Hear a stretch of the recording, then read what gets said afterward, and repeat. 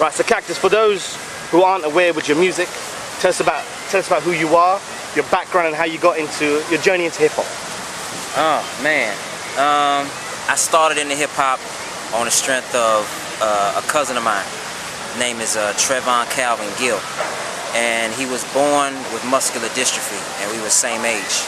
And I remember we had like this sleepover. It was me and another friend of mine and my cousin, and that was the night that I wrote my first rhyme. That was the night that I said to myself, you know what, let's write a rap song, because you know we used to listen to the Full Moon Block Party in Greensboro, North Carolina on 90.1 was a college station.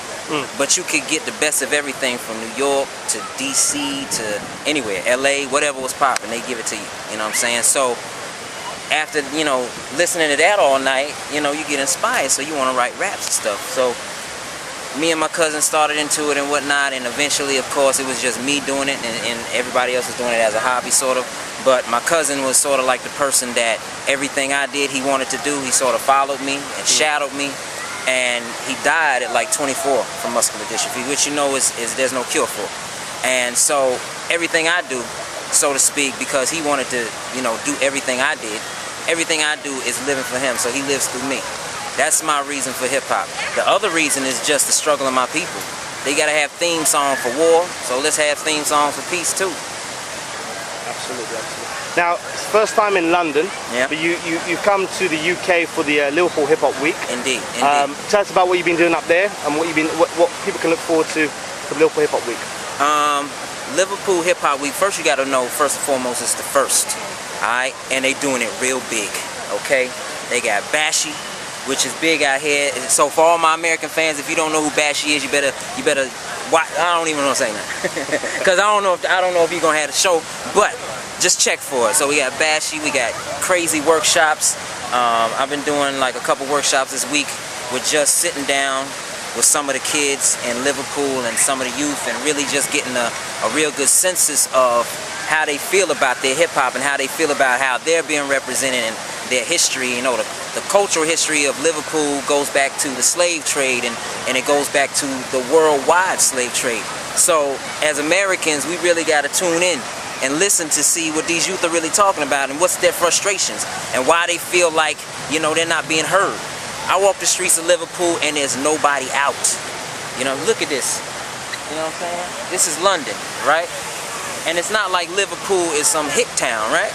They got it going on too, but it's nobody out. Now why is that? You know what I'm saying? What are the youth doing? You know what I mean? So through the workshops, we came to bring them, you know, the knowledge about how to actually get in the industry, how to grind through it. You know, artists like myself that are on this level, mid-level or whatnot, we found our own niche, we found our own way, digitally or wax or touring or whatever. You know, you got to find your own way. So it's basically us bringing our knowledge and experience to them and helping them get to where they got to go. So, you know, as far as the whole hip-hop week, it's been phenomenal. You know what I'm saying? I've already done one show last night, Lyricist Lounge out here. It was crazy. Me and Planet U, big up to Brooklyn. Yeah. And it was one memorable night we had since we've been out here. We actually got out here our second day, and we were just so amped, you know, to just get into performing and just get into doing something. We just went walking around Liverpool to like the bars and the clubs and trying to find one that we could just debo, you know what I'm saying, and just take over. So we found this club called Bumper, which was the only popping spot on the strip. Went in there and we was just basically, you know, to the DJ like, yo, my man, why don't you let me, you know, on the mic, huh? You know what I'm saying? I got my boys over here. So you can imagine 4 black guys, the only black guys in an all-white club, European, coming in with timbre drums, violins, and 2 MCs, you know what I'm saying? So they didn't know what hit them. We just started on a drum, do-do-do-do-do-do-do, get up! And we tore the roof off. We tore the roof off so much that we left and went looking for some more clubs at Debo. We had to come back because we forgot a cable, and they were just calling us back in for a second set, like, come on back in, come on back in. So, you know, that type of support and that type of love, you know, is appreciated. It's overwhelming, actually, out here, you know what I mean? Liverpool, one love. Now, it's important that for the youth as well, because a lot of them don't have nothing to do. It's across the world, whether it be in New York, whether it be in London, it would be in Liverpool. Did it open your eyes when you're doing these workshops and seeing these kids and what they know and their talent? Did it open your eyes being, you know, in the UK for the first time? It did. Because there's a lot of untapped talent here. You know what I'm saying? Like the kids I saw get on last night were incredible. A lot of them don't really know their potential, and that's the scary thing about it. Because youth, especially, that don't understand the extent of their potential, can go anywhere.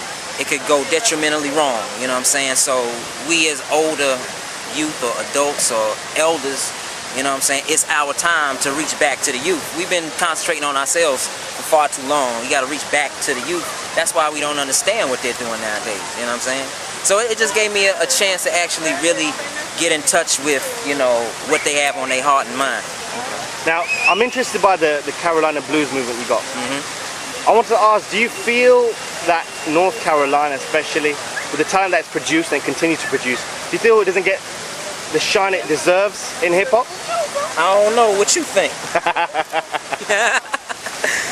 I definitely say that North Carolina does not get the shine, and my main beef with that is because I'm not gonna say beef. I'm gonna just say my discrepancy with that. Okay. Maybe that's a too strong word. I'm gonna say judgment till a later time. All right. But it's definitely, I feel like the music industry and the record labels have a way of making you into what they want you to be. So for artists that's coming from North Carolina, and the hip-hop game has been dominated so much by the West and the North and the Bay, when the South comes up, whatever's under the Mason-Dixon line is called the South. But North Carolina is not really Southern. It's like in between the North and the South, because the people there aren't Southern people, they just country people in a city. Okay. You know what I'm saying? So the local people call it the Middle East. You know what I'm saying? We're in the middle of the East Coast, you know what I mean? So our sound is a gumbo and a mixture of the top and the bottom. You know, we got a rich blues history, you know what I'm saying? And Carolina blues is basically our music, you know what I'm saying? Or our pain and our dreams and our memories put to music, put to hip-hop music, so to speak. You got mixtures of Afro-punk in there, jazz, blues, rock, just it goes everywhere, but it maintains its consistency. You know what I'm saying? It's almost like a puzzle that you got to put together, and each piece is different, but in the end it makes this beautiful picture, you know?